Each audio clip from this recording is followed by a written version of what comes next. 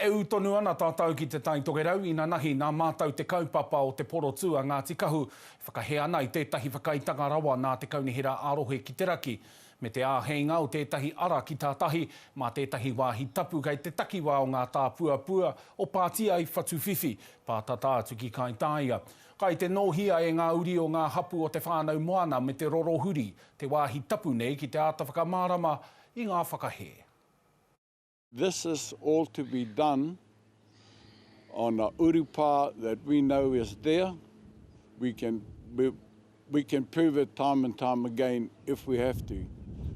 But you get people like New Zealand Heritage come in here and having a look around and say they can't see anything. The fact is that how do you find evidence if they want it? Do they want to dig up the sand dunes as well for us to show them the evidence?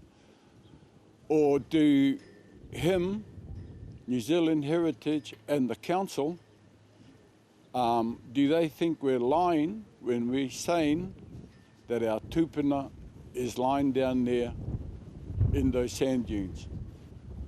And for them to now carry on and sign off for development to be happening on that urupa down there is so blimmin' wrong, eh?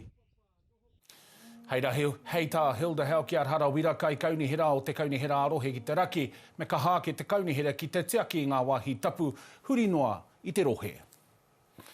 Ko te koro matua o te kaunihera arohe o te raki a Moko Tepania e tū hono mai ana i tēnei wā. E moko tēnā koa? Tēnā koe hoa ngami. Tuatahi he hanga whakautu o tō kaunihera ki ngā whakahe o te iwi ki te huarahi rā ki runga i te urupa. Tuatahi ake nā ahau nei nā e noho ana ki tēnei tūrikua ko tahi tau i tēnei wānei e kaha kitea ana ngā āhuaranga pēnei ne, ngā take, ngā kaupapa, ngā raruraru e noho ana ki ngā iwi hapū o te tai tokera o te hiko tika ka taumai ki tēnei kaunihera i te noinga o te wā no tēnei kaunihera no te he, no ngā kaunihera o mua te he.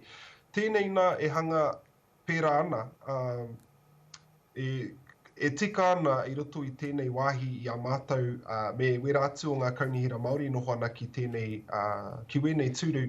He nui anō te huarahi ki haka tika ai i taku kaunihera i tēnei whare. I tēnei wānei e rangahau tonu ana i tēnei kaupapa tahi no ka taimai ki taku tēpu. Engari ko waku kupu aroha ki taku iwi, Ngāti Kahu anō tēnei ne.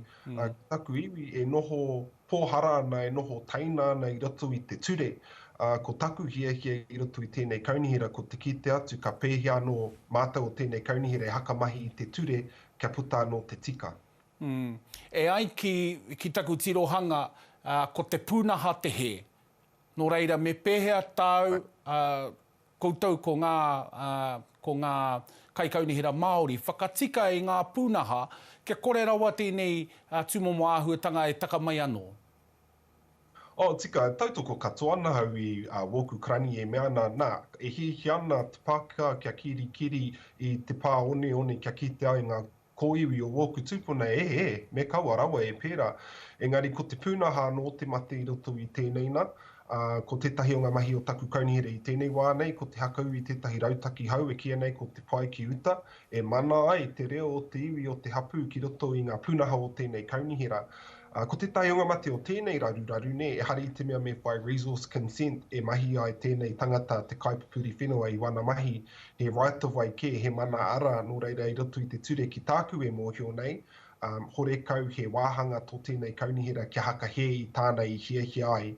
Nō reira, koia tētahi o ngā raruraru, ko tētahi atu i ngā tau omua i haka pāmai ngā kōrero o tēnei hapū kia mātou e mea ana, he wāhi motu hake tēnei, he wāhi tapu tēnei, nō reira ka hore anō kia kapohia wēnā mō kōrero mō ngā kaimahi o tēnei kaunihera koia wēnā ko ngā mea hihi ana hau ki takatika.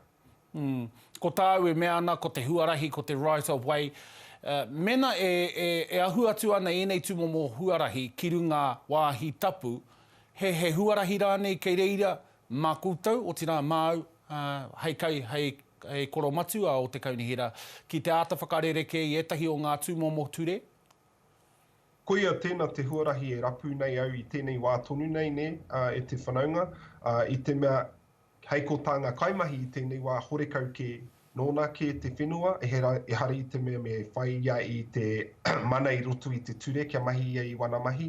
Nō reira, ko tāku ke mena kua tai ke mai te rongo, te mahi, ngā rautaki a tēnei hapū kia mātou o tēnei kaunihera e mea ana he wāhi tapu tēnei, kia ha I kore ai ngā kaimahi o tēnei kaunihera e whai hakaro ki wera I roto I te hakai ki te mana ara kua tukuna ki tēnei kaipupuri whenua I tēnei wāna. Engari, e kōrero tonu ana, kōrero ko tētai o ngā mea pai, ko hakai tēnei kaipupuri whenua kia kaua I ai mahi wana mahi I tēnei wānei, kia hui, tainua kia hui atu ai mātou katoa.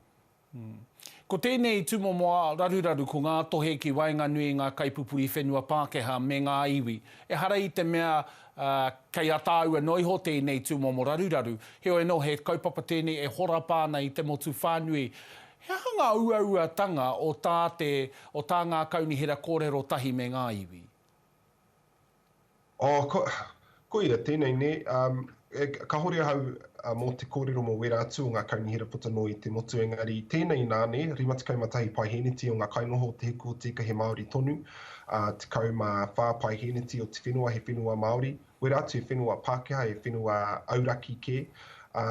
Ko taku hiahia I roto I taku wā I tēnei kaunihera, ko te haka tū, ko te haka uu I ngā pūnaha, hei mea haka haumaru I te iwi, he mea haka haumaru I te whenua, kia mōhio anō ai tātou, he hanga mea tika, hei mea whai e wenei kaimahi o mātou o tēnei kaunihera I mua ke I te hakai ki wenei momo tono.